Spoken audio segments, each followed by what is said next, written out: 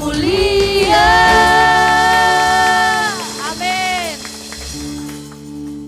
Masih bangkit berdiri? Ada sukacita? Masih kuat? Pagi-pagi harus tetap semangat. Kita pujikan Gandol Gusti.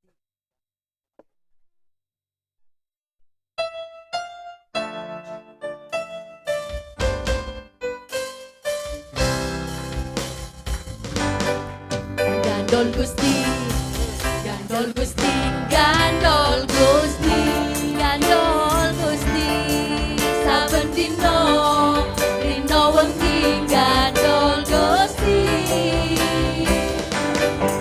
Gandol Gusti, Gandol Gusti, Gandol Gusti, Gandol Gusti, saben dino rino wengi Gandol Gusti.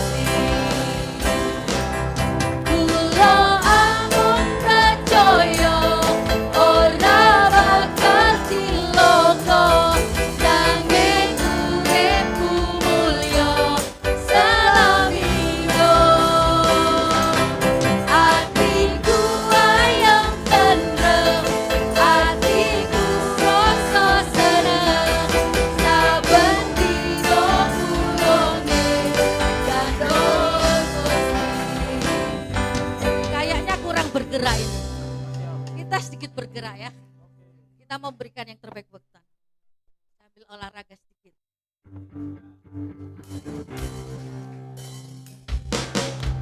Gandol Gusti, Gandol Gusti, Gandol Gusti, Gandol Gusti, saben dino rino wengi Gandol Gusti.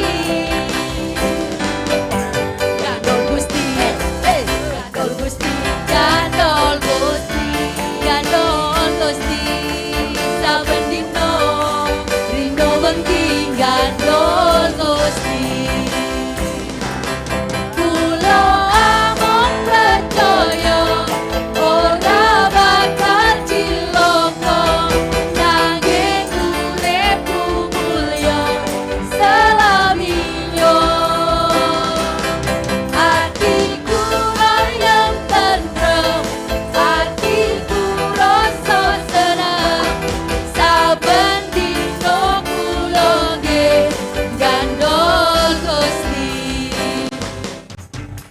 Gusti, Gandol Gusti, Gandol Gusti, Gandol Gusti, saben dino rino wengi Gandol Gusti,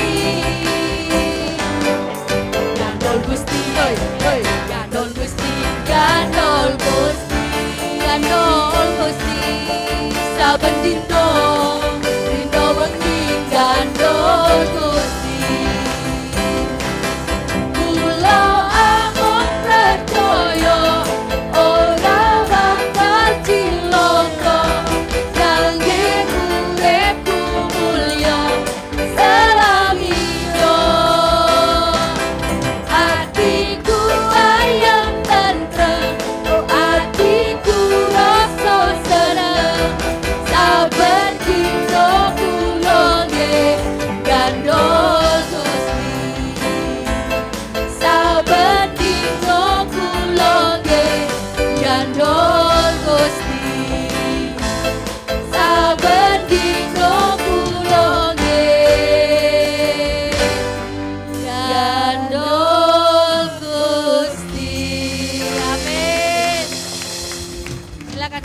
Saudara, mungkin mau ada yang menyaksikan cinta kasih Tuhan.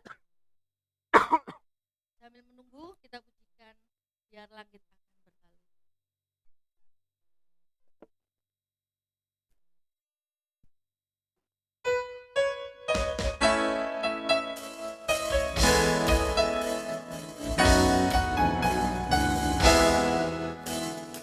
Biar langit akan berlalu, biar bulan tak bercahaya lagi, biar langit akan beroncang, matahari tak bersinar lagi.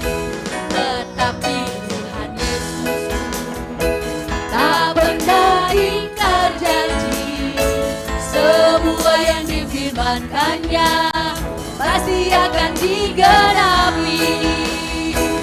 Biar bumi akan berlalu, biar bulan tak bercahaya lagi, biar langit akan bergoncang, matahari tak bersinar lagi.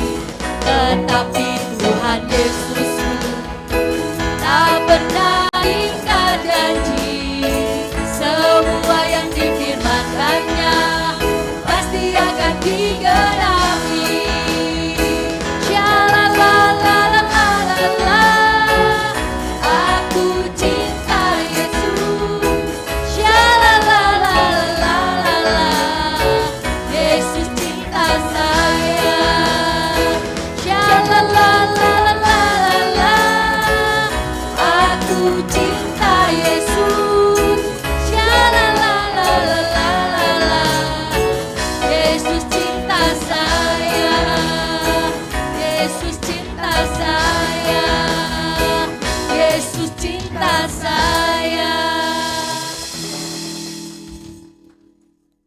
Belum ada yang mau bersaksi? Bapak Sugeng? Kalau belum, haleluya. Shalom. Ya, puji Tuhan kesempatannya. Ini mau nyaksikan kita kasih Tuhan. Barusan aja ini, semuanya udah siap ini tadi. Jadi cam, komputer, laptop, semua itu udah bener-bener siap, ready. Tiba-tiba ngeblank, hilang semua.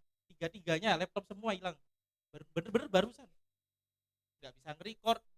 Lagunya nggak ada, kosong semua. Makanya kalau dilihat tadi ala kadarnya istilahnya. Bener-bener barusan semua. Baru nulis juga semua. Karena hilang tiba-tiba. Ya puji Tuhan bisa waktunya cukup juga, murahan Tuhan juga.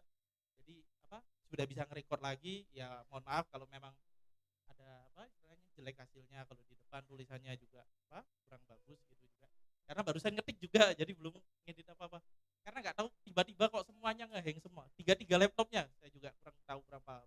Tapi bersyukur murahan Tuhan sekali lagi udah bisa mulai normal lagi, walaupun nggak semaksimal. Puji Tuhan. Semangat Mas David.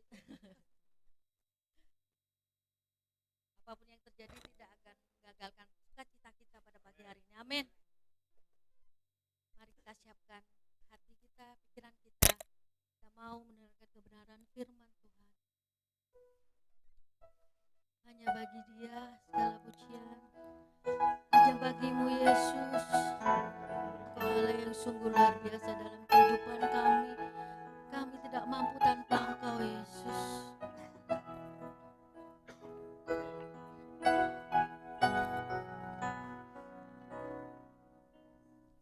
Ya Yesus, telah mati bagiku.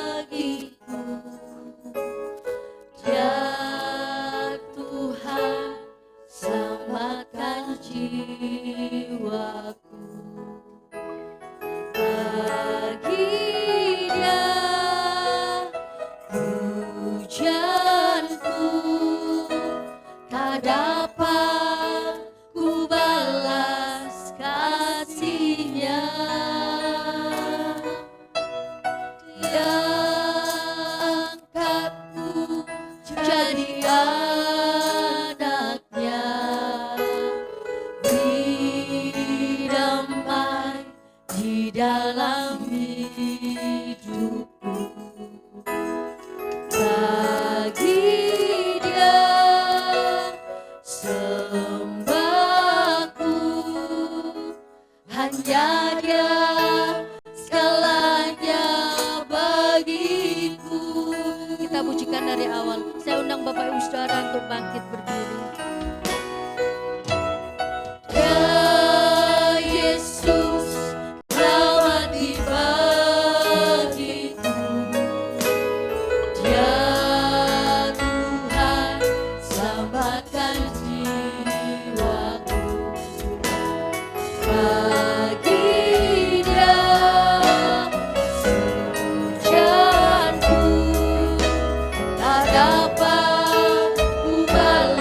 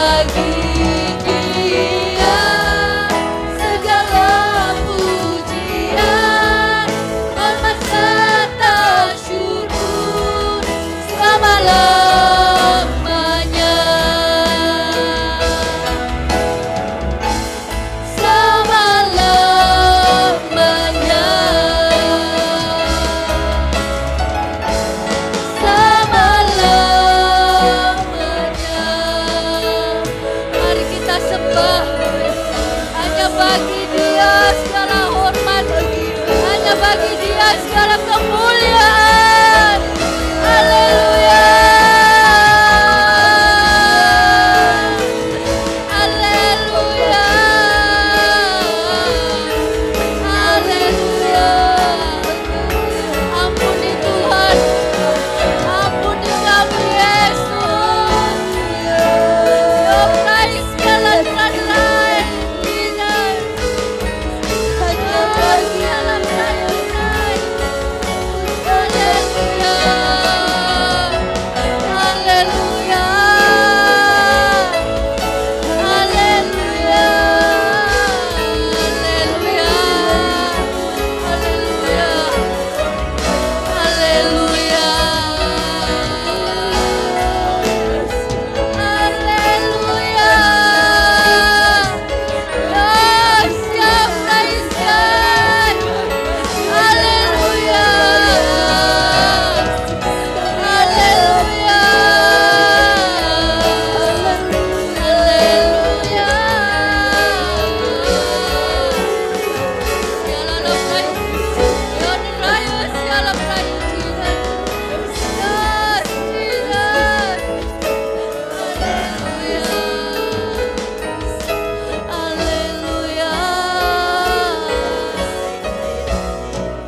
Haleluya. Terima kasih Yesus. Bagi Dia, Yesus, rayu segala praise, Jesus. Hormat segala praise, rayu segala rayu, Jesus. Kekal Praise segala rayu, Jesus. segala pujian, hormat serta syukur selama-lamanya. Bagi Dia, Bagi Dia segala pujian, hormat serta syukur kekal selamanya. Bagi Dia segala pujian, hormat serta syukur selama-lamanya. Bagi Dia segala pujian, hormat serta syukur kekal selamanya. Bagi Dia segala pujian, hormat serta syukur selama-lamanya.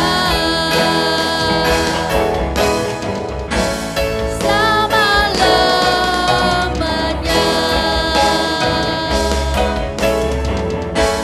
Selama-lamanya.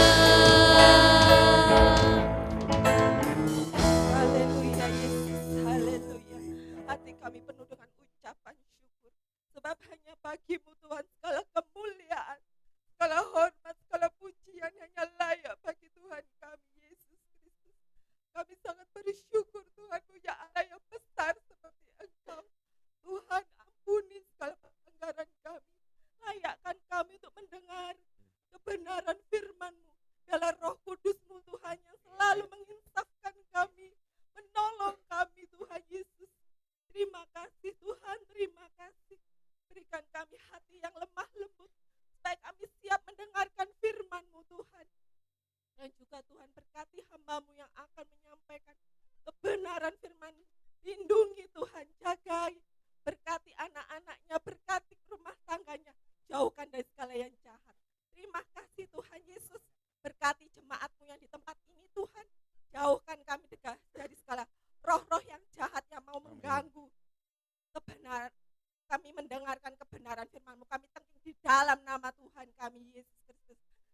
bersyukur Tuhan. Punya Allah yang dahsyat. Terpujilah Tuhan namamu. Haleluya. Amin. Puji nama Tuhan. Selamat pagi Bapak Ibu. Ada haleluya?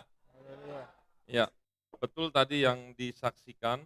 Semuanya sudah siap, tapi tidak tahu kenapa semuanya mengalami masalah. Tapi saya mau katakan, mungkin ada gangguan-gangguan, karena mungkin tema hari ini tema yang dahsyat, tetapi mungkin Bapak Ibu juga mengalami gangguan-gangguan di luar sana sebelum datang di tempat ini. Tapi semakin ada tantangan, makin ada masalah, semakin kita ngegas. Amin.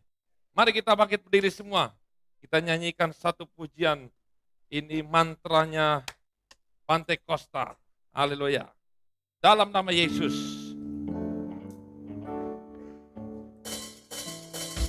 Dalam nama Yesus, dalam nama Yesus ada selamat. Dalam nama Yesus, dalam nama Yesus iblis dikalahkan. Dalam nama Tuhan Yesus siapa yang melawan? Dalam nama Tuhan Yesus ada. Dalam nama Yesus, dalam ada. Haleluya, dalam nama Yesus iblis dikalah. Dalam nama Yesus Tuhan Yesus siapa? Dalam nama ku menang, paket lengkap sama Yesus. Ku menang di dalam, ku menang atas. Haleluya. Semuanya angkat tangan. Haleluya, dia bangkit. Haleluya, dia hidup. Haleluya. Ada kuasa. Oh, ada kuasa dalam namanya. Haleluya. Kuasa dalam darahnya narahan. Ada kuasa dalam darah Tuhan. Ada kuasa dalam darahnya. Darah anak Tuhan. Sekali lagi, darah anak Tuhan. Beri pujian, haleluya, haleluya. Katakan kiri kananmu, kita menang. Silakan duduk.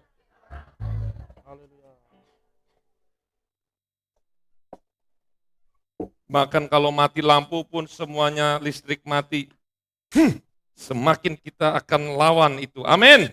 Hari ini tema saya bangga punya Yesus. Apa? Coba saya mau kasih gerakan dulu. Harus banyak bergerak. Bangkit berdiri semua. Bangga tuh begini ya. Begini.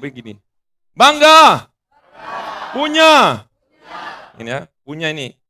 Dapat ya. Punya Yesus. Ya, punya Yesus. Siapa ini?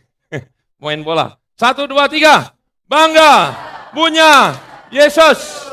Diginin dulu. Nah, gitu ya. Sekali lagi 1, 2, 3. Bangga. Punya Yesus. Beri pujian bagi Tuhan. Amin. Haleluya. Filipi 3. Saya lanjutkan ini yang hari Kamis. Mungkin dari tema 1 bulan ini, tema tentang kebanggaan kita kepada Yesus. Filipi 3 ayat 7.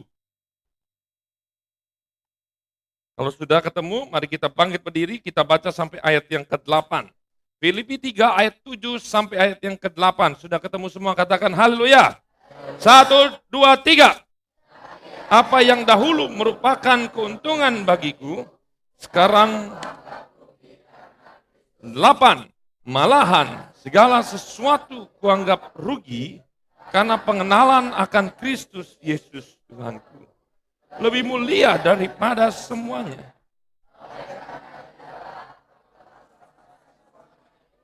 dan menganggapnya, ulang lagi menganggapnya, supaya aku memperoleh puji nama Tuhan. Silakan duduk. Lihat di sini. Siapa yang nggak kenal Paulus? Paulus ini menurut saya rasul terbesar yang paling hebat, meskipun dia bukan bimbingan langsung dari Yesus, tetapi dia secara spesial karena dialah yang dipilih langsung oleh Yesus ketika Yesus naik ke surga. Dia dipilih langsung menjadi rasul, bukan oleh manusia yang memilih dia, tapi Yesus. Lihat di sini. Kebanggaan Paulus. Dia pikir Paulus itu waktu sebelum bertobat, dia merasa dirinya paling hebat. Kenapa? Pertama, dia punya dua kewarganegaraan. Warga negara Israel dan warga negara Roma. Kalau mungkin 20 tahun lalu, memiliki kewarganegaraan atau dua warga negara, yang paling susah apa? Yang disukai oleh semua orang, kira-kira paling susah dapatnya green apa? Warga negara apa? Di Amerika. Itu paling susah. Pernah saya dengar ada greennya apa ya? Green card. Itu paling susah. Kalau dapat itu merupakan suatu kebanggaan. Lihat, kewarganegaraan ini adalah dibeli oleh Paulus dengan jumlah yang sangat besar. Sangat mahal. Ada ditulis. Kisah 22 ayat 27 sampai 29. Nggak usah kita baca, tapi tulis saja di situ. Kisah 22 ayat 27 sampai 29. Dia beli itu dengan harga mahal. Artinya, Paulus otomatis selain punya dua kewarganegaraan, berarti dia adalah seorang yang kaya. Dia bangga. Kedua, kebanggaan dia. Dia dididik oleh seorang guru Farisi nomor 1 di dunia untuk tokoh keagamaan yang bernama Gamaliel. Dan Gamaliel ini bukan tokoh yang sembarangan. Dia nomor 1 yang sangat dihormati di Israel saat itu. Jadi bisa bayangkan, ketika dia mendapatkan guru yang nomor 1 dari seorang Farisi yang bernama Gamaliel, itu menjadikan kebanggaan. Kalau ditanya, kamu siapa gurunya? Gamaliel. Oh sudah, nggak perlu tanya lagi. Sudah top. Kalau di Indonesia mungkin sejajar dengan guru-guru besar di UI. Itu dia. Kemudian yang ketiga, dia bukan hanya belajar, dapat guru besar, Gamaliel, tetapi dia sudah lulus dan mendapat jabatan Farisi.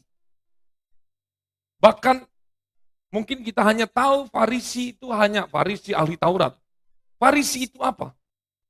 Jadi Bapak Ibu, Farisi itu adalah faksi. Tahu nggak faksi? Nggak tahu. Partai. Tahu partai? Jadi begini. Farisi itu adalah partai politik, tetapi juga adalah organisasi agama. Contohnya begini. Kalau di Muslim itu NU, tahu ya NU ya? Itu kan apa namanya? Organisasi ya, NU. Tetapi dia punya partai enggak? Punya. Apa partainya? PKB. Nah lihat nih. Jadi mirip dengan di zaman itu Farisi. Jadi ada partai Farisi, ada partai Saduki, ada partai Herodian, ada partai golongan, ya saya nggak sebut partai karena ini bukan partai, tapi ada golongan ahli Taurat, ada yang zelot, Simon orang zelot, Eseni itu yang menemukan The Dead Sea Scroll itu, gulungan laut mati yang begitu banyak, itu inilah golongan-golongannya, jadi ada 6 tadi. Dan Farisi sendiri tidak berdiri sendiri. Farisi dibagi 6, termasuk Farisi ini yang paling tinggi. Ya, karena ini sesuatu jabatan yang eksklusif. Tetapi Farisi sendiri dikatakan ada 6 golongan. Nah, coba Bapak Ibu baca Kisah Rasul 26 ayat 5. Bisa ditampilkan Kisah Rasul 26 ayat 5. Kira-kira Rasul Paulus ini, dia ada di Farisi mana? Kisah Rasul 26 ayat 5. Lihat di sini sudah lama mereka mengenal aku dan sekiranya mereka mau, mereka dapat memberi kesaksian bahwa aku telah hidup sebagai seorang apa? Farisi menurut mazhab yang paling, kata keras adalah yang paling radikal. Mari kita masuk. Farisi punya 6 golongan. Ini eksklusif, belum ada di tempat-tempat lain. Yang pertama, Farisi tradisional. Siapakah contohnya Farisi tradisional? Gamaliel. Dia masih ya belajar, mau menggali Taurat dan segala macam. Jadi ini tradisional, masih standar lah. Ini yang paling tidak neko-neko. Memang harusnya seperti ini. Sukanya belajar, tidak ganggu orang. Ya, ini memang masih murni. Yang kedua, Farisi reformis. Reformis itu sukanya kekinian, pembaruan. Gerakan. Ya, transformasi terus. Jadi ini ada golongan yang seperti ini. Dan mereka terpisah. Ada lagi namanya Rasul Paulus di tahap yang ketiga. Farisi radikal. Apa ini radikal? Bunuh. Yang enggak seiman dengan saya, bunuh. Ini Farisi radikal yang ketiga. Yang keempat, Farisi kultural, yaitu dia hanya berfokus kepada budaya. Jadi makanya Tuhan Yesus sering bilang, kamu kok lebih mementingkan adat istiadatnya manusia daripada hukum Taurat. Ada tuh. Coba kita lihat cuci tangan, segala macam, yaitu dibilang Farisi yang kultural, hanya mementingkan budayanya daripada ajaran Farisinya itu sendiri, ajaran Alkitab itu sendiri. Yang kelima, Farisi politik. Berarti kalau Farisi politik ini, dialah yang mendirikan partai. Dia yang mendirikan partai, ya bisa mungkin terkonek. Ya. Dia yang mendirikan partai politik. Dan yang keenam terakhir adalah Farisi spiritual. Nah mungkin ini dari antara 6 ini, 2 ini yang paling menurut saya bagus. Yaitu Farisi tradisional, tuh lihat, gangguan itu selalu ada. Amin. Gangguan selalu ada. Tetapi jangan mau kalah dengan segala sesuatunya. Lihat di sini. Farisi spiritual ini adalah Farisi yang sukanya berdoa. Kalau menurut orang-orang di luar itu meditasi, tetapi ini sukanya menyendiri, dia sambil berdoa, puasa, menyembah Tuhan. Nah ini, Farisi spiritual. Jadi ada 6.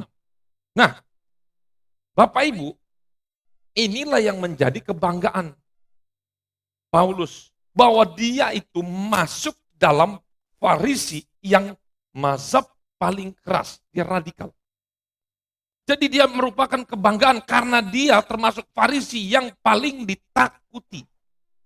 Pertama jadi orang apa? Kebanggaannya apa? Dididik, memiliki berapa kewarganegaraan? 2. Dididik oleh yang namanya siapa? Gamaliel. Harus kita hafal ini, Gamaliel. Ketiga, dia adalah seorang Farisi. Farisinya apa? Farisi radikal. Yang keempat, ini dia. Yang keempat, ternyata dia adalah bukan hanya sekedar Farisi biasa, tetapi dia adalah seorang Sanhedrin. Sanhedrin. Apa itu Sanhedrin? Sanhedrin itu adalah tokoh yang paling utama. Jadi bisa dibilang pentolan-pentolannya. Dan Sanhedrin itu sendiri dibagi 2. Ada Sanhedrin besar, Sanhedrin kecil. Sanhedrin besar disebut Hagadol, Sanhedrin kecil disebut Ketana. Itu kalau Sanhedrin besar dia punya 72 anggota. Sanhedrin kecil cuma 23 anggota. Dan menurut para ahli, Paulus termasuk di dalam 71 anggota, yaitu apa? Sanhedrin besar.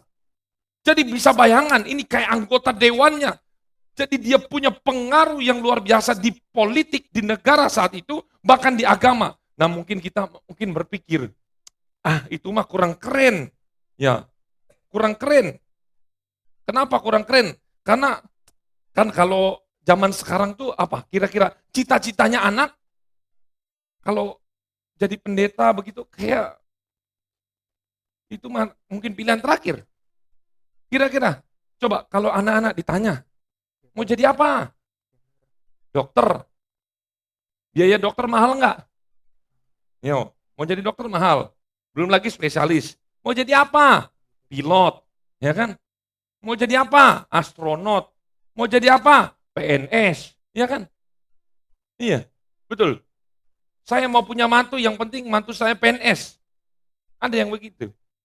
Atau jangan-jangan Bapak Ibu termasuk salah satu yang demen banget cita-citanya mau jadi PNS. Ya kalau saya sih paling enggak mau buang waktu di situ. Ya, ada. Ya kan setiap orang kan punya seleranya beda-beda. Ya, bukannya salah, bukannya benar, itu selera masing-masing. Ada yang mau jadi apa? Polisi. Jason kemarin mau jadi polisi. Ya. Vanessa waktu masih umur berapa mau jadi tukang pijit. Terus berganti lagi. Anak-anak saya yang besar mau jadi YouTuber. Ada jadi TNI. Lihat, ini sesuatu yang sangat-sangat keren. Tapi Bapak Ibu, di zaman itu, ingat ya, kita harus bicara, berpikir, di zaman Yesus itu, yang paling keren, yang paling mereka cita-citakan adalah menjadi ahlinya agama. Apalagi sudah mendapat gelar rabi. Hidup terjamin. Bayangin, dihormati. Jadi waktu itu, tokoh agama ini, dia bisa menguasai dua. Menguasai negara, menguasai massa di dalam sampai sekarang juga, Bapak Ibu kalau lihat ke sana, mereka itu yang jadi ilmu di luar ilmu agama itu nilainya rendah. Kalau Indonesia, orang pintar itu orang apa? Pintar matematika. Pintar apa? Pintar bahasa Inggris. Di sana itu levelnya di bawah. Sampai hari ini, dengan mata kepala saya sendiri, saya lihat sampai di lampu merah, mereka nggak belajar matematika. Yang mereka belajar sambil goyang-goyang begini, mereka belajar Taurat. Menurut saya, secara pribadi, terserah Bapak Ibu. Karena saya sudah praktekkan. Kalau orang yang suka membaca firman Tuhan, otaknya itu di atas rata-rata. Saya jamin. Mau apa lagi? Makanan semua negara sama. Tetapi kenapa mereka itu kepintarannya diakui dunia di atas rata-rata? Cuma satu. Alkitab membuat orang ini penuh dengan hikmat. Setiap saya masuk ke manapun, apalagi ke tempatnya Daud, itu dikubur. Mereka itu jejer, baca, ada buku kecil. Lihat, baca terus. Meskipun mereka sudah hafal, mereka tetap baca. Makanya saya berpikir, inilah satu-satunya cara. Saya mau nanya, makanannya di sana tuh kan ada makanan sama. Di sana bukan hanya orang Yahudi saja, orang Muslim ada, orang Kristen ada, orang yang lain yang bukan Yahudi juga ada. Semua sama, makanan semua sama. Di Arab ya begitu-begitu aja. Di Mesir, di Israel, di Libanon semuanya sama. Kalau bilang makanan, ya itu. Tapi yang mereka tidak baca, tetapi yang mereka baca adalah Taurat, Perjanjian Lama. Sesuatu yang akan membuat pikiran dan otak kita bertumbuh dengan sangat dahsyat.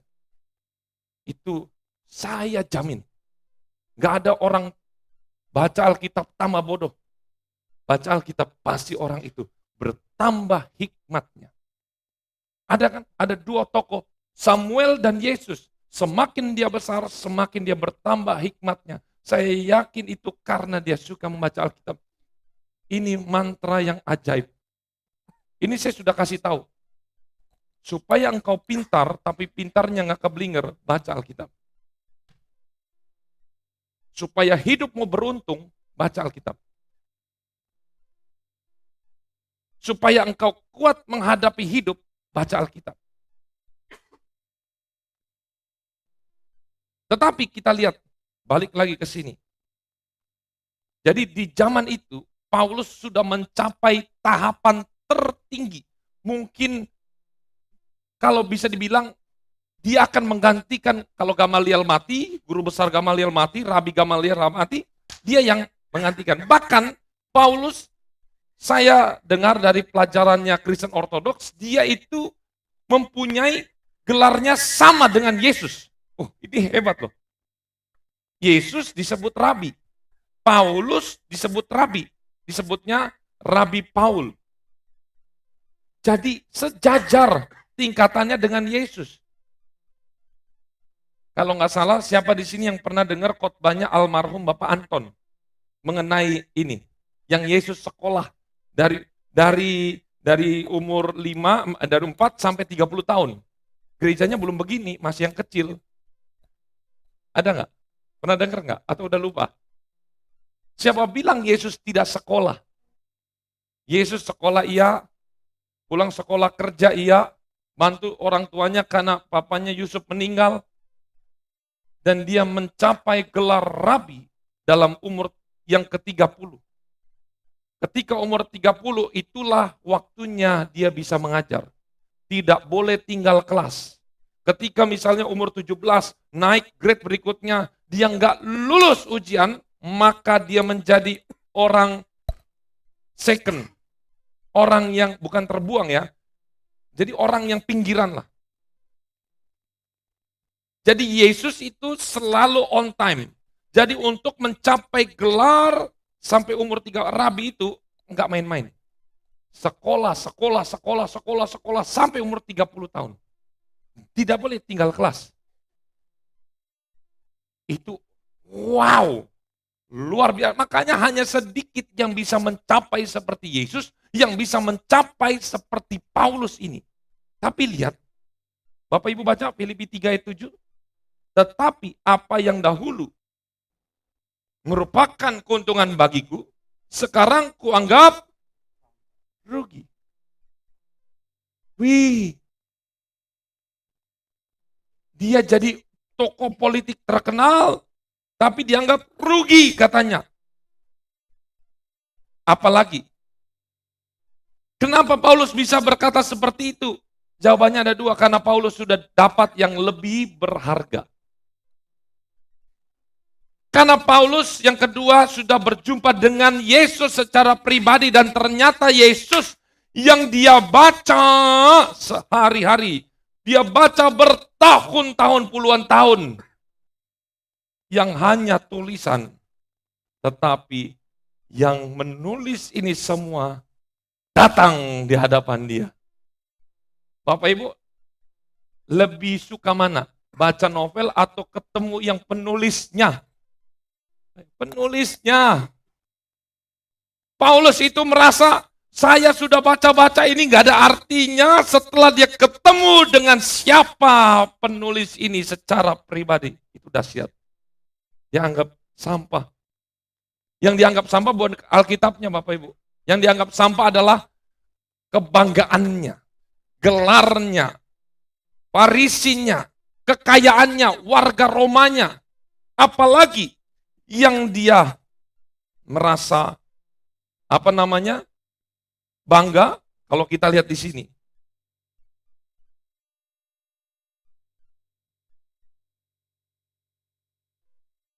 Filipi 3 ayat 5.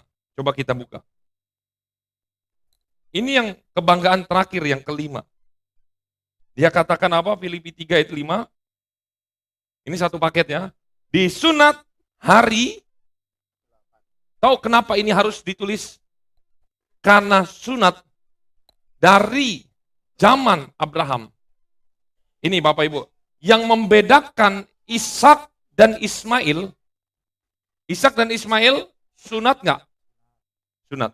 Tapi yang membedakan, Ismail disunat remaja,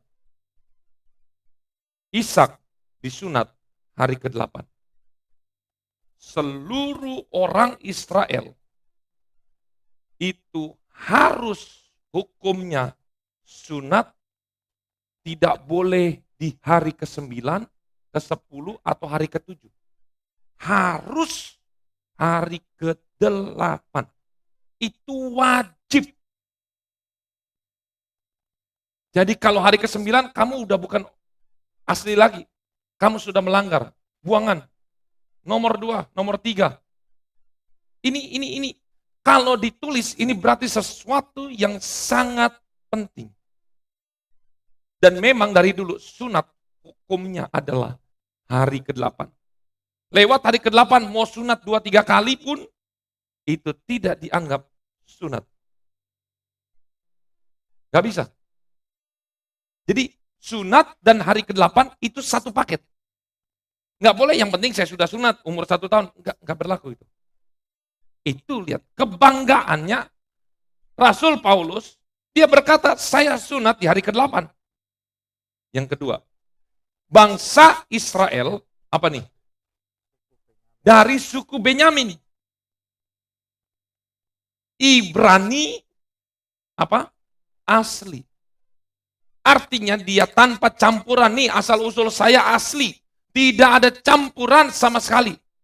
Dan bahkan di sini dia katakan tentang pendirian Taurat terhadap hukum Taurat, aku orang Farisi yang selanjutnya lebih taat dari kamu semua, nggak ada yang lebih taat selain saya. Saya ini orang yang paling taat menjalankan hukum Taurat. Lihat. Ini dia. Tapi semuanya dia katakan saya anggap rugi. Karena saya sudah mengenal Yesus. Ini yang kita masuk ke dalam bagian paling pokok. Jadi Bapak Ibu katakan kiri kananmu, bangun. Awas, ada gangguan serangan fajar. Ada yang tiup-tiup. Saya nggak percaya roh ngantuk, itu enggak. Itu memang tubuh kita saja. Kalau roh ngantuk itu kita katakan, awas, dihinggapi roh ngantuk. Jadi seolah-olah roh ngantuk ini sekolah Alkitab ya, joknya, bercandanya. Roh ngantuk ini adalah setan, berarti kalau kita nanti malam nggak dihinggapi roh ngantuk, kita tengking roh ngantuk, dalam nama Yesus, pergi roh ngantuk. Bayangin, kita nggak akan tidur-tidur. Jadi ngantuk bukan roh. Itu karunia. Lebih baik satu hari tidur di gereja, ya kan? Oke, masuk berikutnya. Faktanya orang-orang yang mengaku Kristen, katanya sudah Kristen, katanya sudah anak Tuhan, ke gereja, sudah rajin, tapi ternyata faktanya malu jadi orang Kristen. Kenapa? Minoritas. Saya nggak suka kata minoritas itu. Saya suka kata spesial, katakan spesial. Hukum ekonomi berkata begini, semakin banyak barang, maka barang itu nilainya akan semakin murah. Semakin sedikit barang, maka nilainya akan semakin naik. Kalau emas itu yang kita pakai di anting itu seperti kerikil di seluruh dunia dan pasir di pantai, apakah ada harganya? Tidak ada. Justru kerikil yang cuma ada 1 atau 2 di dunia itu nanti yang akan jadi mahal. Cuman begitu aja. Jadi yang saya mau katakan, yang saya jumpai, bahkan saya lihat sendiri teman saya satu SD, saya paling suka dibully. Saya pernah dikeroyok karena saya orang Kristen. Saya pernah ditampar karena saya orang Kristen. Saya pernah diludah, saya orang Kristen. Tapi itulah sahid saya. Orang Kristen, sahidnya adalah menderita karena Kristus. Itu menjadi satu kebanggaan. Ketika kita disakiti oleh mereka, dan Yesus, bayangin, coba lihat. Mungkin kita, Tuhan kenapa saya menderita? Tapi lihat, Yesus lihat, kamu sudah pikul salib, mantap. Bangga.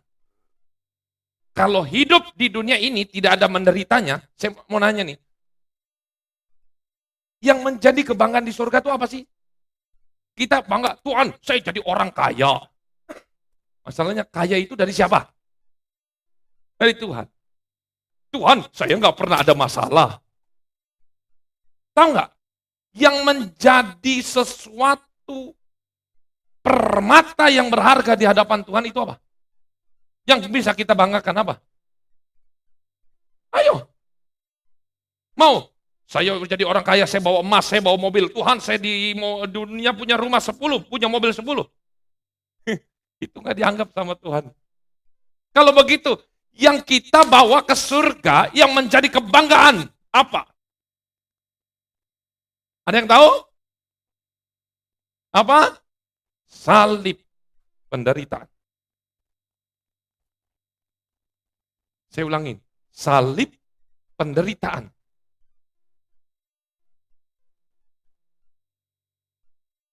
Justru penderitaan ketika kita bawa Tuhan, lihat, di bumi, karena saya ikut engkau, inilah penderitaan saya. Saya sudah pernah diginiin, saya sudah pernah dijauhi, sudah pernah dikucilkan. Ini Tuhan. Itulah yang menjadi kebanggaan. Dan upahnya itu dihitung oleh Tuhan. Dan berpikir engkau di sini kaya, di surga juga kaya. No.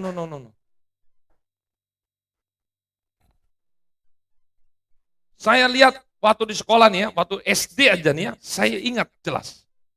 Saya hampir setiap hari duduk di atas, saya harus menjawab pertanyaan-pertanyaan mereka. Yesus saya telanjang, Yesus saya ada 3, Yesus saya itu nabi, ya segala macam. Saya harus duduk dan mereka di bawah. Kalau mereka sudah mulai kalah, yang cowok-cowok udah mulai mau hajar saya tapi dilindungi cewek-cewek. Kekerasan demi kekerasan. Oh ingat betul saya hadapi mereka pakai bambu. Cuman karena masalah sedikit saya diludahi sama yang punya tempat ibadah yang besar di Eretan. Saya ingat itu. Dulu mungkin saya merasa aduh gak enak banget menjadi orang Kristen. Tapi saya tahu kebenaran ini. Saya punya tabungan. Saya akan bawa itu ke surga. Tahu Bapak Ibu, kita perjalanan seperti bangsa Mesir. Kemana? Ke Tambah Oso. Dekat rumah Mama Rahel. Kemana lagi? Alana. Kemana lagi? Pondok Chandra. Balik lagi ke sini. Itu syahidnya orang Kristen yang jadi kebanggaan. Hari ini ibadah Sabtu. Itulah jadi kebanggaan. Lihat Bapak Ibu, saya mau tanya, kebanggaan kita bukan membunuh orang.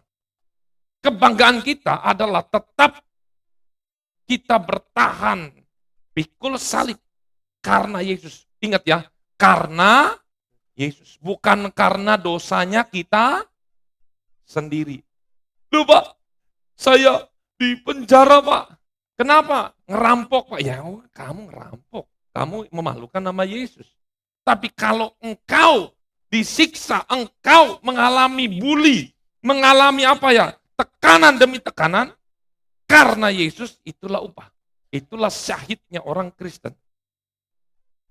Makanya perang salib itu nggak pernah dibenarkan, karena itu membunuh. Makanya Tuhan izinkan setiap perang salib kalah. Lihat. Setiap ditanya, Bapak Ibu, kalau kita bagaimana? Setiap ditanya pertanyaan-pertanyaan mengenai kekristenan, mengenai Yesus, mengenai Tuhan kita langsung menghindar. Waktu saya SD, satu teman saya nggak pernah diganggu. Saya selalu bilang, karena apa? Saya selalu menjawab, dia selalu menghindar.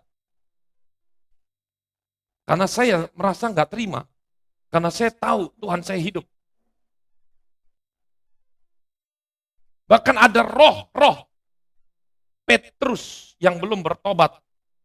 Kamu orang Kristen ya? Bukan, saya Kristen tapi itu mah bapak mama saya nggak pernah ke gereja. Ini biasa masuk dalam roh-roh anak-anak nih. Mengalami intimidasi, dibegitukan saja, sudah cemen. Akhirnya dia menyangkal Yesus. Ini roh Petrus yang belum bertobat. Yang lebih sadis lagi, roh Yudas itu masuk. Menjual Yesus karena apa? Pasangan hidup. Oh ganteng re, oh cantik re. Karena apa? Jabatan. Mau naik jabatan nggak? Itu bukan gosip lagi. Beberapa orang masuk ke telinga saya nggak bisa naik cuman karena tidak mau menyangkal Yesus. Tapi itulah salib yang menjadi berharga di mata Tuhan. Yang saya sangat kecewa ketika saya lihat ada anak Tuhan yang luar biasa, tetapi karena dikucilkan masyarakat, ditekan oleh kiri kanan tetangga, akhirnya mereka meninggalkan Yesus, menjual agamanya. Roh Yudas sudah merasuk. Saya mau katakan, saya bangga punya Yesus.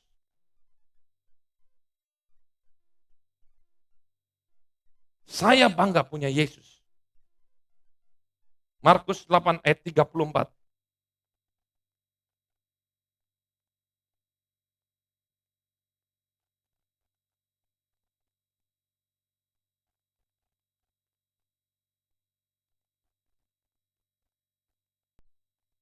Lihat.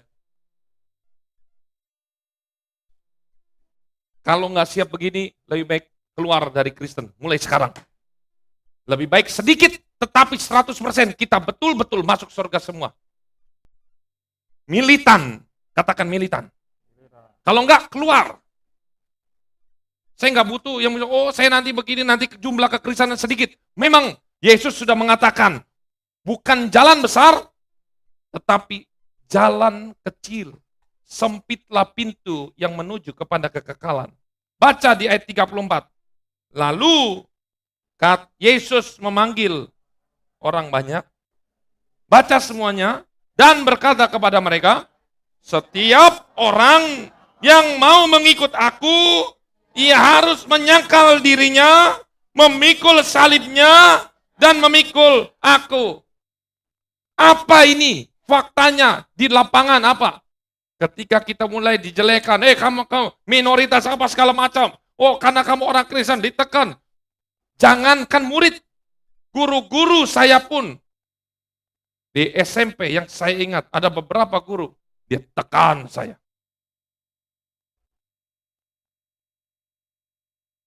Tekanannya itu melecehkan Yesus saya. Saya nggak bisa ngomong di sini. Namanya Pak Husen. Semoga bertobat ini. Guru sejarah. Selalu itu yang ditekan. Saya sendiri semuanya tidak ada yang beragama Kristen. Tapi saya sekarang tahu, saya bangga punya Yesus. Itulah dari SMP, dari SD saya sudah syahid. Sekali Yesus, tetap Yesus. Amin. Lihat. Menyangkal Yesus adalah sebuah kebanggaan. Bahkan ketika engkau tidak dianggap keluarga, pergi kamu dari rumah kalau kamu nggak dapat warisan. Kita harus bangga, karena nanti di sorga saya punya warisan. Buat apa di seluruh dunia ini? Lihat, ayat 35 kita baca. Karena siapa yang mau menyelamatkan nyawanya, ia akan kehilangan nyawanya. Tetapi barang siapa kehilangan nyawanya karena aku. Ingat karena apa? Bukan karena kebodohan kita sendiri. Bukan karena dosa kita sendiri. Tapi karena siapa? Injil. Ia akan menyelamatkannya. Ayat 36. Ayo Bapak Ibu baca baik-baik ini. Apa gunanya seorang memperoleh seluruh dunia, tetapi ia kehilangan nyawanya. Maksudnya apa? Di dunia ini, kita nggak usah takut mati. Kalau kita takut mati karena Yesus, dia akan kehilangan nyawa. Maksudnya apa? Maksudnya ketika kita mati, nanti akan kehilangan nyawa. Artinya dia tidak akan masuk ke dalam surga, masuk neraka selama-lamanya. Ini namanya kehilangan nyawa selama-lamanya. Bahkan ketika dia memperoleh seluruh dunia, dia peroleh. Saya punya kekuasaan, saya nggak diganggu oleh tetangga, saya ini bisa hidup aman. Ingat baik-baik. Umur manusia nggak ada yang nyampe 100, 120. Hanya sementara sedikit aja. Habis itu kita mati. Kalau mau nyaman sekarang, jual Yesus. Tapi menderita selamanya. Ini sudah saya katakan. Tapi kalau kita mau menderita sekarang, kita akan nyaman selamanya. Baca ulang ayat 36, semuanya jangan ada yang tidak baca. Apa gunanya seorang memperoleh seluruh dunia, tetapi ia kehilangan. Ayat 37. Pelan-pelan, belum. Ya, 1, 2, 3. Karena apakah yang dapat diberikan sebagai ganti nyawanya? Ayat 38. Sebab malu karena aku dan karena perkataanku di tengah-tengah angkatan yang tidak setia dan berdosa ini, anak manusia pun akan malu apabila ia datang kelak dalam kemuliaan Bapanya diiringi malaikat-malaikat kudus.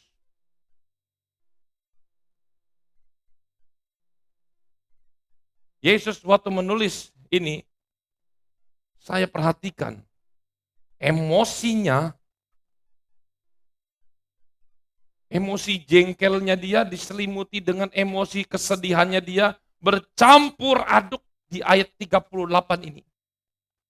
Sampai Yesus berkata, aku pun malu mengakui kamu. Bapak Ibu, tolong, Bapak Ibu angkat tangan. Kalau misal Bapak Ibu punya anak, sudah kita kasih makan, sudah kita besarin, kita sekolahin, sudah besar, dia malu. Kita orang tuanya. Bagaimana perasaan Bapak Ibu? Cuma sedih?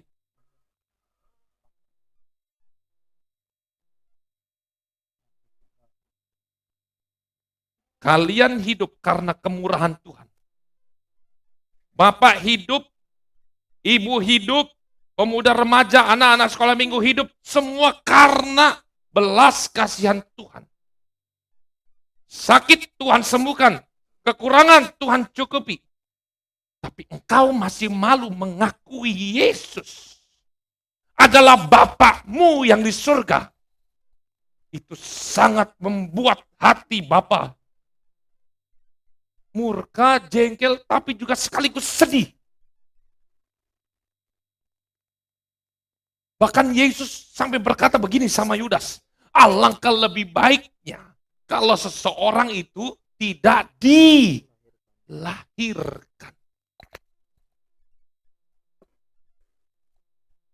Jangan punya berpikir, Yesus butuh saya. Kalau saya keluar dari Kristen jadi sedikit. Yesus bisa menjadikan mik ini anak-anaknya. Yesus pernah berkata, kalau kamu tidak mau menyembah aku, ini saya akan suruh ini batu-batu, gunung-gunung, dia akan memuji, membesarkan nama saya, nama Tuhan. Kitalah yang membutuhkan Tuhan.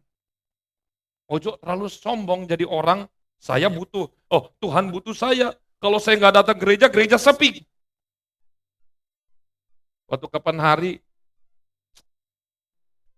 waktu kegiatan 17-an kemarin ada seorang ibu yang bilang sama istri saya, ayo adain kegiatan apa senam pagi, kalau sore kan nggak enak, udah capek. Istri saya bilang, loh kalau pagi ke gereja, ya nggak apa-apa sekali-sekali nggak ke gereja apa segala macam. Ketika itu terdengar oleh Bapa di surga. Biasanya kita main setiap minggu ke orang tua kita, datang. Terus ada seorang anak, Gak apa-apa, sekali-sekali kita nggak main ke orang tua kita. Halo, halo, orang tua.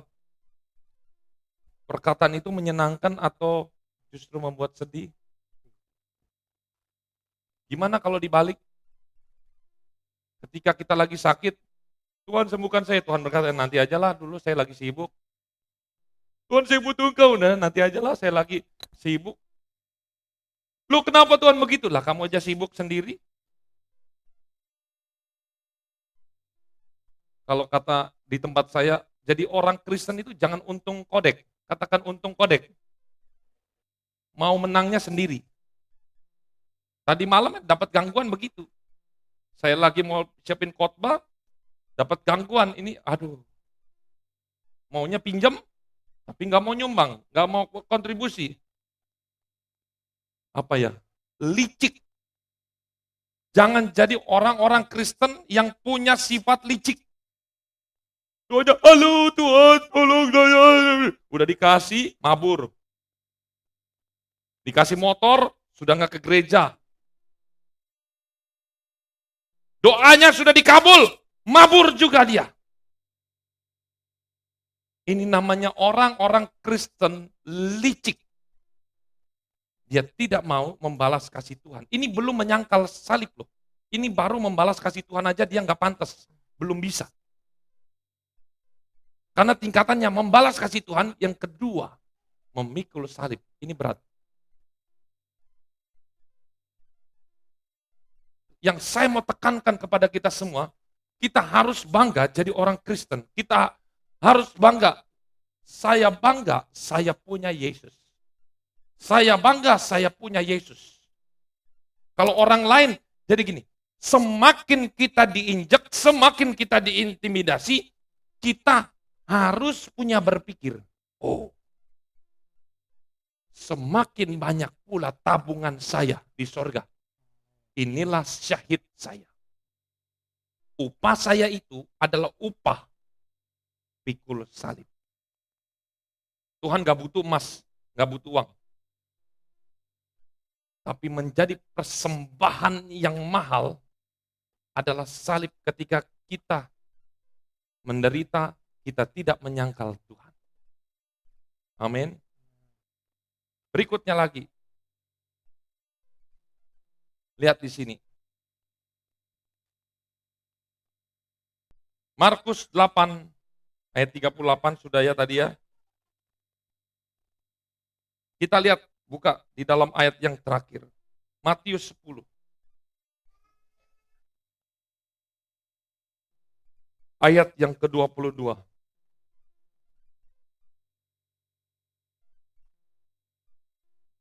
Temanya sudah jelas. Penganiayaan yang akan datang dan pengakuan akan Yesus. Ayat yang ke-22. Sudah ketemu? 1, 2, 3, baca semua. Dan kamu akan dibenci semua orang oleh karena namaku. Halo, siapa di sini yang nggak suka? Karena kita Kristen banyak yang nggak suka, bukan karena kejelekan kita, bukan karena kesalahan kita. Ini murni karena kita orang Kristen, pengikut Yesus, itu dibenci. Siapa? Pernah ada? Pernah ada? Kata, jangan malu. Ini aja udah malu, apalagi sama yang di luar. Pernah ada? Pernah ya? Lihat. Kamu akan dibenci. Jadi ketika kita dibenci, Alkitab sudah mengatakan, kamu akan dibenci. Oleh karena namaku. Tetapi, baca Bapak Ibu, 1, 2, 3. Tetapi orang yang bertahan akan selamat. Artinya apa? Kalau dia tidak bertahan, dia minder, dia menghindar. Bapak Ibu, ketika ada orang yang mengintimidasi kita, nanya macam-macam, semua segala macam, disitulah kesempatan kita memperoleh pahala syahid. Yang kedua, disitulah kesempatan kita memberitakan Injil. Kita ini nggak boleh kristenisasi. Tapi kalau orang itu tanya, kenapa Tuhan kamu begini? Ini boleh nggak kita menjelaskan? Disitulah Disitulah ketika dapat serangan, kita langsung berkata, Roh Kudus tolong saya, supaya saya bisa menjawab ini, bisa bersaksi. Jadi ketika ini ada masalah, kita ubah masalah itu jadi peluang. Saya kalau ada yang tanya kepada saya tentang kekristenan, begini. Ayo Pak, tak ajak ngopi. Saya jawab semua pertanyaan kamu. Sampai puas. Habis itu biarkan Roh Kudus yang bekerja. Itu aja. Saya yakin kok di sini sudah mulai ada yang berani menjawab. Betul? Berani menjawab. Disitulah kesempatan kita. Tapi tahu nggak? Hanya satu. Orang yang nggak mau menjawab. Orang yang hanya menerima. Orang yang minder. Berarti engkau tidak bangga punya Yesus. Siap-siap. Yesus juga nggak bangga punya kita. Kalau saya dijelekan orang tua saya. Anak-anak. Orang tuanya dijelekan. Oh iya betul orang tua saya jelek. Gitu. Orang tua kamu gila ya? Oh iya betul gila dia. Atau menghindar? Atau marah? Minimal itu yang normal, marah orang tua dijelekan. Tapi marah dalam kekristenan, itu kita ubah jadi kesempatan untuk memberitakan Injil. Karena saya bangga punya Yesus, makanya saya bisa jawab. Kalau orang yang hanya menghindar, lari, berarti kamu nggak bangga punya Yesus. Berarti engkau tidak pantas disebut pengikut Yesus. Hanya ikut-ikutan. 5.000 orang yang diberi makan, laki-laki. Belum wanita, belum anak-anak. Semuanya pada mabur semua. Semuanya hilang. Ketahuan ikut Yesus karena makanan. Karena sembako. Baca lagi Bapak Ibu, ayat 26 langsung saja. Jadi, ayat 26, ayo 1, 2, 3, pelan-pelan. Jadi, janganlah kamu, katakan kiri kanan, jangan takut terhadap mereka. Tapi jangan takut langsung kita hajar mereka, enggak boleh. Ketika kita hajar mereka, syahidmu hilang. Syahidmu hilang. Ngajak berantem nggak boleh, syahidmu hilang. Karena hukum kasih harus berlaku di dalam orang Kristen. Yesus kan ditantang sama penjahat. Kalau kamu anak Allah, turun. Yesus bisa, saya bisa kok, malaikat saya banyak. Tapi bukan begitu caranya. Lihat, baca lagi. Ayat 26. Janganlah kamu takut terhadap mereka. Karena tidak ada suatu pun yang tertutup yang tidak akan dibuka. Lihat Bapak Ibu. Ketika kita ditindas, satu aja. Kita punya kebanggaan. Yesus, saya bangga punya engkau. Maka Roh Kudus akan masuk dalam pikiranmu. Dan engkau akan bisa berkata-kata. Membela pekerjaan Tuhan. Saya sangat yakin. Ada rasa bangga aja tanpa pengetahuan, saya yakin Roh Kudus akan menuntun engkau supaya engkau berkata-kata seperti yang terjadi dalam Alkitab.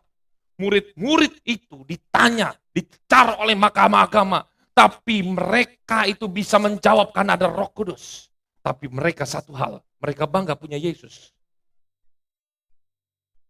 Jadi ketika kita ditekan, justru semakin ditekan, kita dalam hati ini bangun satu mentalitas kebanggaan, katakan kebanggaan.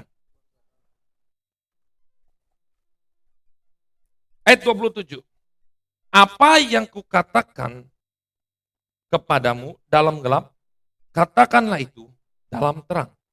Dan apa yang dibisikkan di telingamu, ke telingamu, beritakanlah itu dari atas atap rumah. Jadi ini Roh Kudus yang akan mengajar kita. Gak usah khawatir, Pak, saya bukan pendeta. Tidak butuh pendeta. Cukup engkau bangga punya Yesus, Roh Kudus yang akan masuk. Lebih hebat dari seorang pendeta. Lihat, karena Roh Kudus tahu kebutuhan kita. Ayat 28. Baca kuat, dan janganlah kamu takut kepada mereka yang dapat, tetapi yang tidak berkuasa membunuh jiwa. Takutlah terutama kepada dia yang berkuasa, membinasakan baik jiwa maupun tubuh di dalam neraka. Siapakah itu? Kita harus bangga. Yesus yang saya sembah bisa memberikan, bisa mengambil nyawa seseorang. Kita harus takut kepada Yesus. 29 kita baca, 1, 2, 3. Bukankah burung pipit dijual 2 ekor seduit? Namun seekor pun daripadanya tidak akan jatuh ke bumi di luar kehendak Bapamu. Ayat 30. Dan kamu, rambut di kepalamu pun terhitung semuanya. Saya sudah mulai agak berkurang rambut saya, berarti ini sudah dihitung semua oleh Tuhan. Meskipun kata manusia kurang kerjaan, tapi karena cintanya Tuhan sama kamu, sama kita semua, rambut pun Tuhan mau ngerjakan semuanya. Tuhan mana yang sampai rambut pun Tuhan mau urus satu-satu. Saya jengkel sekali sama orang yang minder karena Kristen, karena Yesus. Tuhan pun tidak malu. Tuhan pun yang punya banyak urusan, dia hitung 1, 2, 3. Suami pun belum tentu bisa menghitung rambut. Ada ngitung rambut? Makanya kalau orang botak nggak usah khawatir. Itu berarti meringankan kerjanya Tuhan. Tuhan semakin sedikit menghitung. Kalau gundul semua, nggak usah ngitung lah. Justru orang yang banyak lebat rambutnya, susah apalagi kriwel.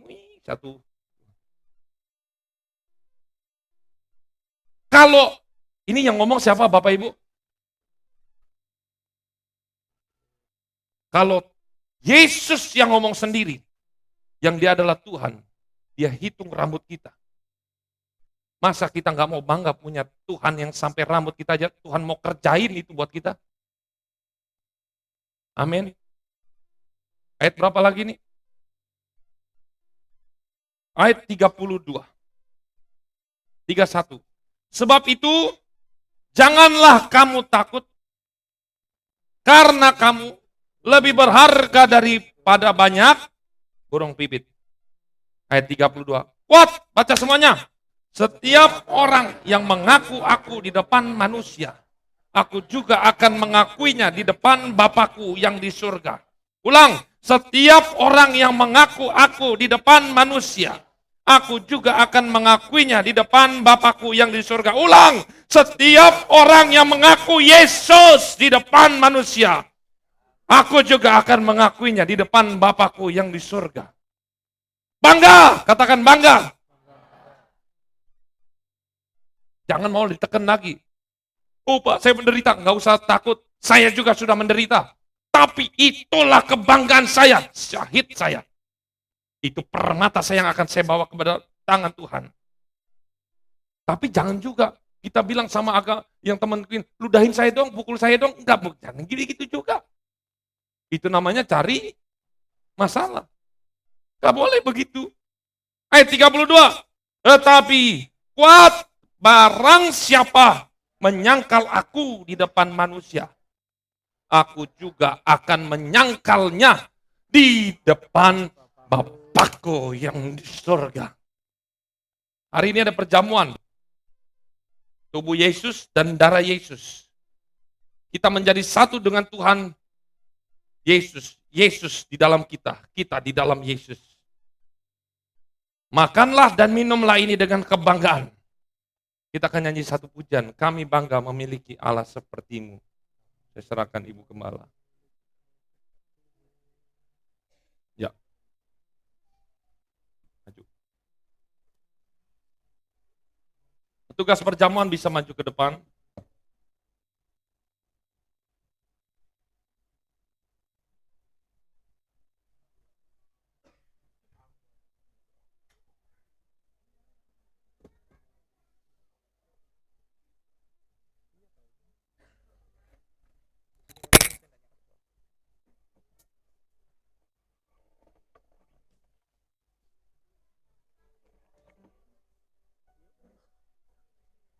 Dialah yang maha tinggi.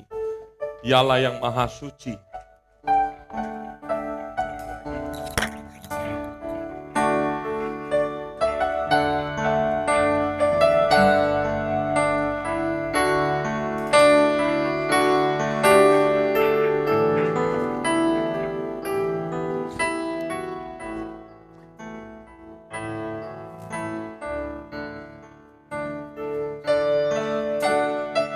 Bangun hubunganmu dengan Roh Kudus.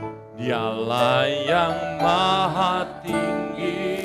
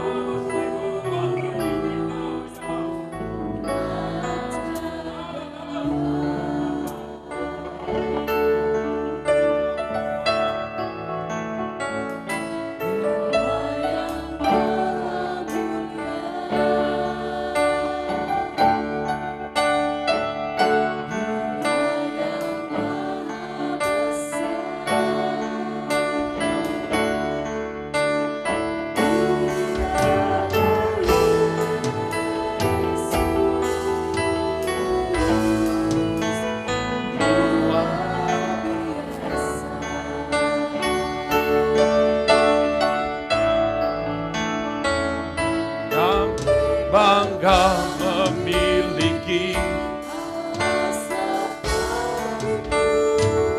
kami, bahagia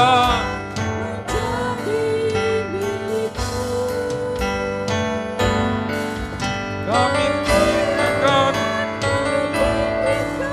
kami agungkan.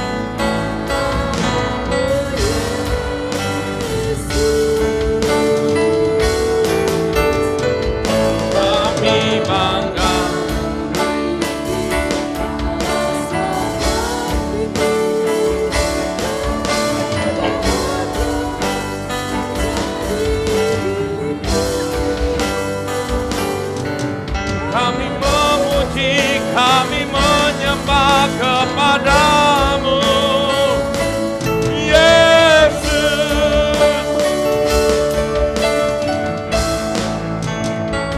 Dialah yang maha tinggi, Dialah yang maha. Yang belum dapat bisa mengangkat tangan. Dialah Yesus, Raja damai. Dialah yang maha.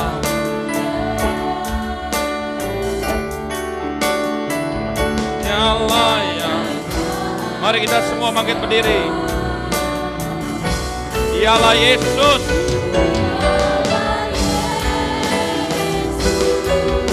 Yesus yang luar biasa.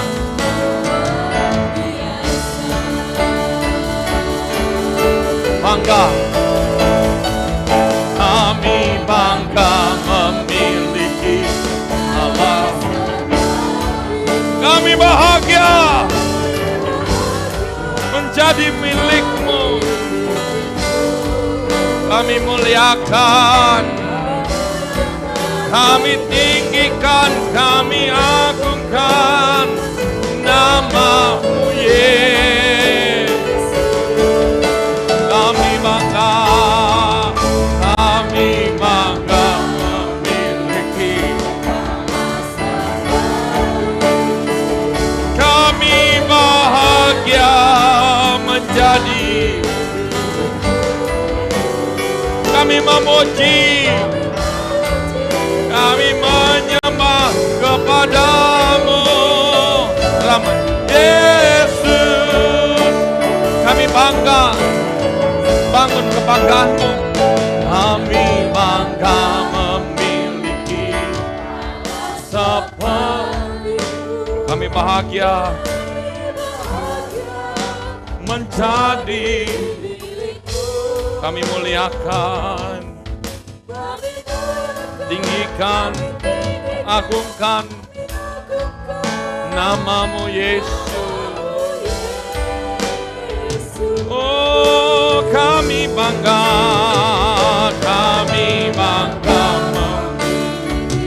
Allah. Kami bahagia.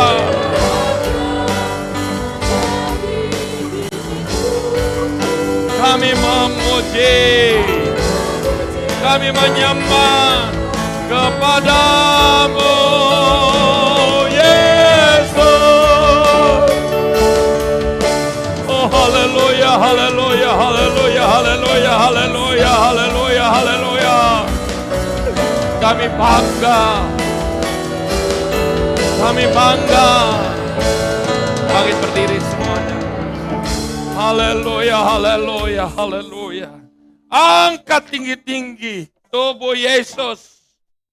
Bangga saya punya Yesus. Hari ini ada yang malu kalau kau ikut Yesus, bertobat. Siang ini ubah cara berpikirmu. Masakan Yesus sudah memeliharamu. Engkau masih malu punya Yesus. Saya bacakan firman Tuhan. Sebab apa yang telah kuteruskan kepadamu telah kuterima dari Tuhan, yaitu bahwa Tuhan Yesus pada malam waktu ia diserahkan, mengambil roti, dan sesudah itu ia mengucap syukur atasnya, ia memecah-mecahkannya dan berkata, inilah tubuhku yang diserahkan bagi kamu. Perbuatlah ini menjadi peringatan akan aku, akan kematian di kayu salib, karena dia cinta kepada kita semua, dalam nama Yesus. Angkat cawanmu, bangga punya Tuhan yang mau mati buat kita. Tidak ada Allah satupun di dunia ini yang mau mati buat anak-anaknya.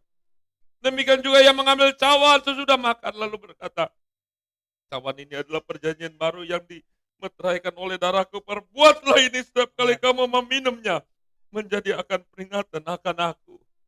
Kita minum di dalam nama Yesus. Mari kita sembah Dia.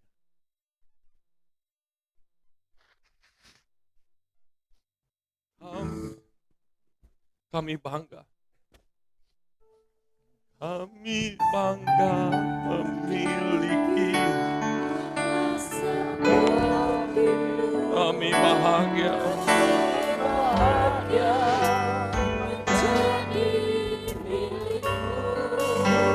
Kami muliakan.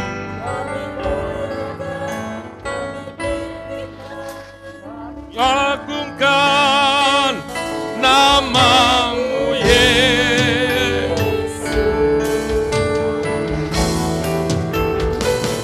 Kami bangga memiliki Allah semua. Kami bahagia menjadi. Kami memuji.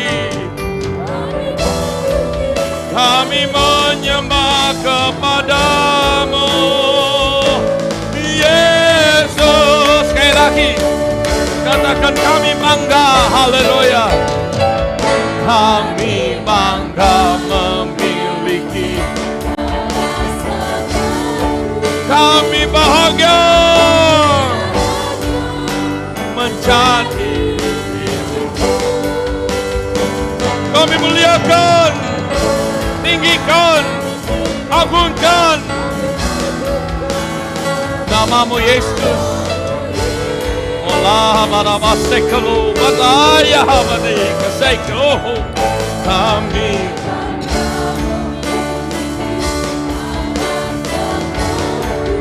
haleluya menjadi. Kami memuji, kami menyembah kepadamu, Yesus. Haleluya, lawaya. Bangga, kami bangga. Lawaya, kila lawaya. Kila wasyukur wa takalawaya lawi kuna malalela oh ya. Kadalaya ulibisi korobota ya malama. Ila bosa korobota kadalaya kalamre. Ila bosa korobota si kalalawan. Jesus, my Savior of all our sake. Oh, Lord, Yahweh, Yahweh, Lord, syukurun Yahweh.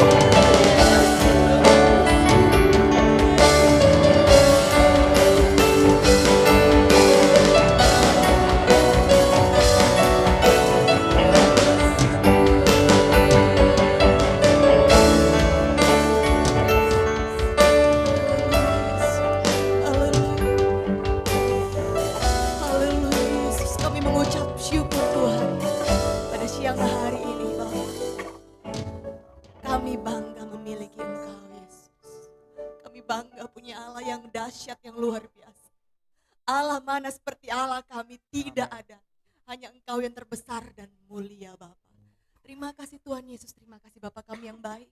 Biarlah Tuhan kami bisa mengerjakan tugas-tugas kami. Kami mau memikul salib kami. Kami mau Tuhan Yesus, orang-orang bisa melihat Yesus ada dalam hidup kami. Terima kasih Bapa kami yang baik, terima kasih Tuhan. Memberkati setiap kami yang mendengarkan firman Tuhan. Biar firman-Mu tertanam, tumbuh bahkan berbuah-buah untuk kemuliaan nama Tuhan. Memberkati hamba-Mu yang telah memberitakan firman Tuhan. Tambah-tambahkan hikmat, marifat dari Tuhan. Terima kasih Bapa kami yang baik. Sebentar kami akan memberikan korban persembahan. Kami ingin memberikan dengan penuh sukacita. Karena kami percaya Tuhan, Kau Allah yang setia. Di dalam nama Tuhan kami Yesus Kristus, kami mengucap syukur. Haleluya. Amin. Puji nama Tuhan, silakan duduk. Pak Ibu Saudara, semua bangga memiliki Yesus. Amin. Amin. Puji Tuhan. Persembahan akan dijalankan 2 kali. Persembahan kedua untuk pemeliharaan gereja. Kita angkat pujian Gandol Gusti.